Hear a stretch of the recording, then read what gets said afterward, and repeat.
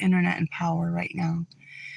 But see, this is what's been foretold in the Bible, like tornadoes, floods, hurricanes, wars, rumors of wars, and these things must occur. So there's something else I would like to notate too. The Lord had said, I'm going to put enmity between, that means a war, a constant battle between her seed and their seed. He was talking about the seed of the snake or serpent or the kingdom of darkness and the seed of God. The bruise her head and bruise her heel, because now in the Bible it talks about, I'm going to destroy this evil family from off my land and they will never be renowned. Not all children are children of God, and we don't all serve the same God. Now this is biblical. This is not hatred. So, the Lord had showed me, it's amazing when the Spirit of truth comes on you. And I think because I've always had love in my heart, which, a hardened heart or a corrupted minded person will tell you you're naive or you're too nice or they're going to take advantage of you.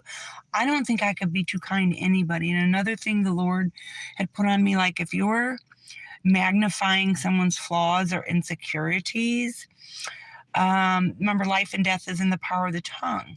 When someone wants to love you, remember, the tongue is a double-edged sword. They're not going to magnify or point out your flaws or your vulnerabilities, but use your strengths to their advantage. Like micromanage your personality, your behavior, your choices in life, the things you're doing. That's not someone who's for you. That's someone who's for themselves. They're seeking to get an advantage over you. Remember, the Lord says, seek the approval of God, not man. So this is why I always say, mirroring, if someone or that's a spirit of mockery to me. That's a spirit of mockery where they're testing your personality or grooming you to like you're never going to be enough. That's not from the Lord. The Lord would never use, remember, he says, take not counsel from the ungodly. So the Lord's not going to put someone in your path.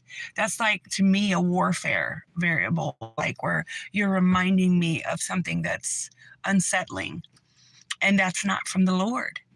The Lord would never magnify your vulnerabilities or insecurities. He would not. He would tell you how perfectly and wonderfully made you are, how miraculous you are, and that you're not a mistake. So people are worried more about their physique or physical appearance. And I think I've said this numerous times. People are worried about the wrong things. We got a sin problem, a heart problem. And carnal sin could be the heart. Remember, the desires of a man's heart. And he says he'll harden their heart or remove the stony heart.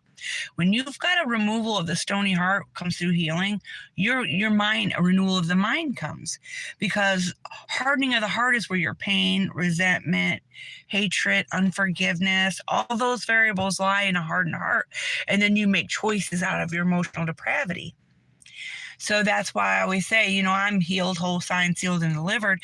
And people can't make me feel bad about my past sins, because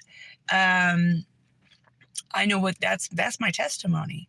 That's what the Lord delivered me out of. So I don't feel any kind of, and I always think of this, the tongue of the crafty. Your language, your tongue is native of your father, the devil. You speak his language, lies, slandering, gossiping, busybodying, belittling. If you're reminding somebody of their past mistakes, you're not for their growth. You're not doing the things that are necessary for them to achieve greatness.